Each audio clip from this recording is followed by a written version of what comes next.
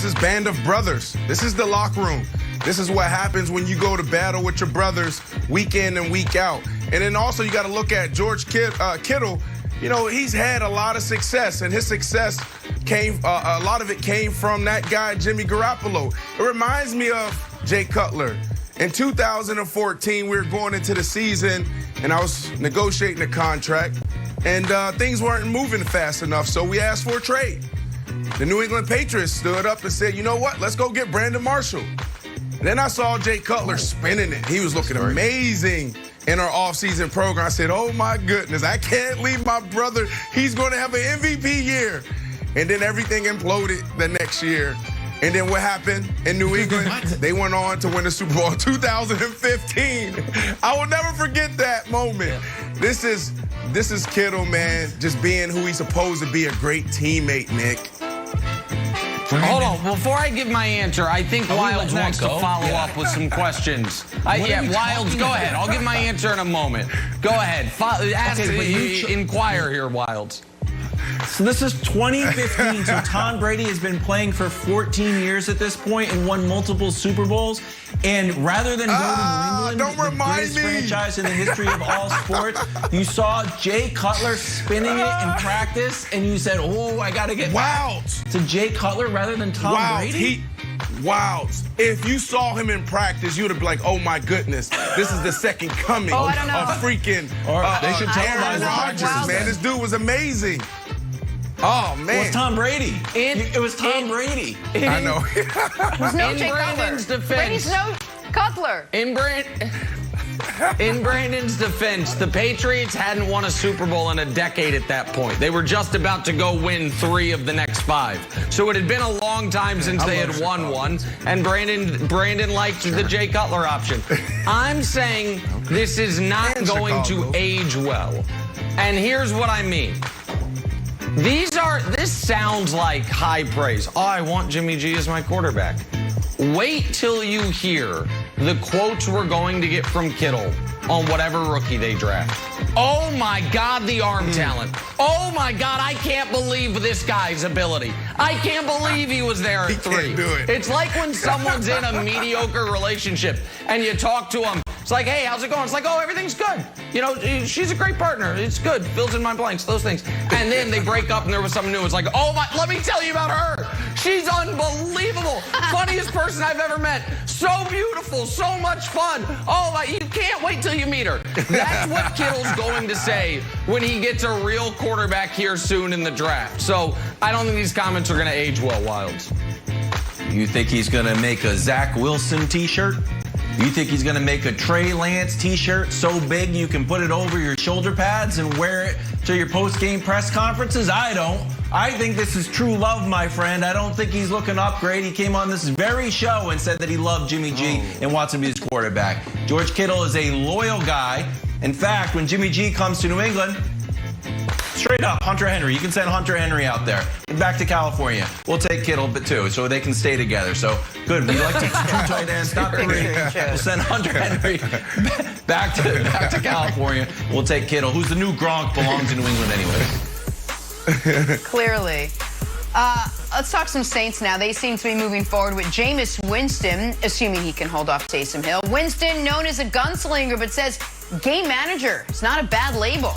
So Brandon, Jameis cozying up to the idea of being a game manager is blank. It's game-changing, Jenna. And Nick, we don't see eye to eye on quarterbacks. But I'm telling you right now, buddy, and I've been saying it for 2 weeks. This is the 3rd week me talking about this kid in New Orleans.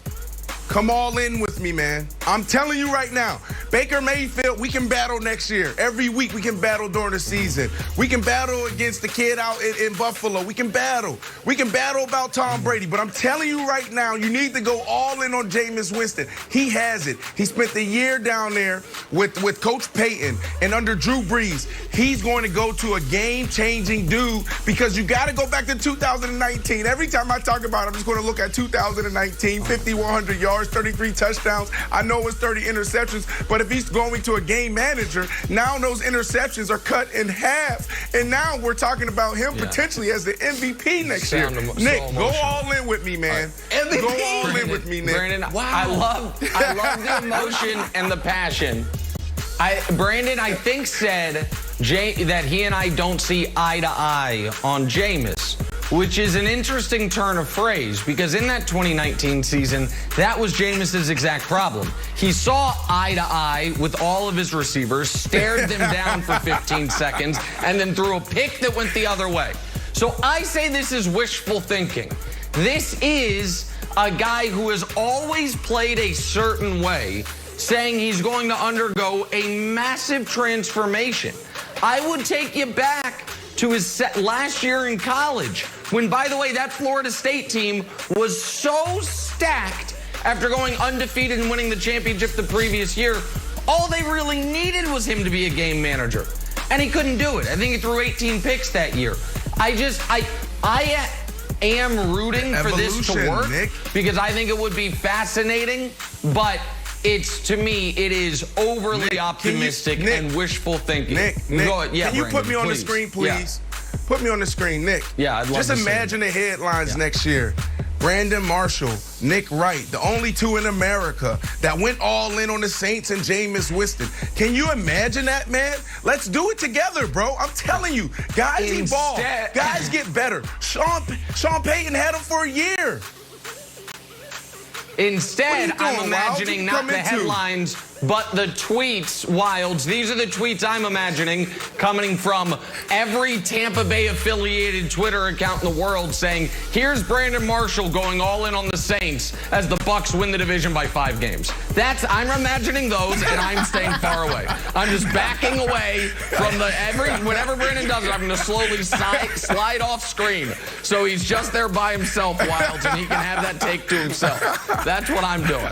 I like it. I like the headline, too. Nothing like to buoy the newspaper industry than a long headline about Brandon Marshall's take on Jameis. Headline, Brandon Marshall and Nick Wright. Like, I don't know. Buy this paper. Hey, can we put up Jameis's quote? It was a confusing quote, but it actually makes sense. Being able to not just only do the things that you can do, but being able to do the things that you should not do, like what not to do versus what can I do? Now, it's confusing, but it makes sense. I love it. This is a little bone I have to pick with the producers of the show, because every time we have an interesting wide receiver question or something about the NFL, Jenna's like, well, I'm going to go to Brandon first. And me and Nick are like, why? Why are you going to Brandon first? Because I've never dropped a pass in the NFL. Not one. Nick, have you ever run the wrong route? I don't think so. Jenna, have you ever had an offensive pass interference? No. But for some reason, Brandon Marshall gets all the credit. Yeah, 970 catches. But guess what? A lot of drops, too. So, hey, me, 0 drops, perfect. Can you do this? Game. I'm like the... Go ahead. No. And newspaper headlines. And newspaper headlines. What? Yeah, that was a bobble. That was a bobble. Oh, take that. That's like your Jameis take. That was shaky. That wasn't clean, Jenna. Move on. It's embarrassing for Brandon. That was embarrassing. All right, let's talk some basketball now. The newest Laker, Andre Drummond, ready to make an impact, says he hopes to cause havoc down in the paint. I'm going to go to Brandon first on this one. Hey, Brandon. Here we go. Drummond's role with the Lakers will be blank. Oh, a decade too late, Jenna. Look, this is old school basketball. I love this talk, but at the end of the day, this is not going to win the Lakers a championship. Now, he's going to give you 10 boards, 12 boards, and that's great. But the game is played on the perimeter. There's only 2 bigs in the NBA today that's really game-changing and doing things that we haven't seen in 8-10 years. And that's Jokic out in Denver, and that's Embiid out in Philly. But those guys are still averaging 42+% from the three-point line, from the perimeter. So I love this talk because this is the way I loved to play basketball back in the day.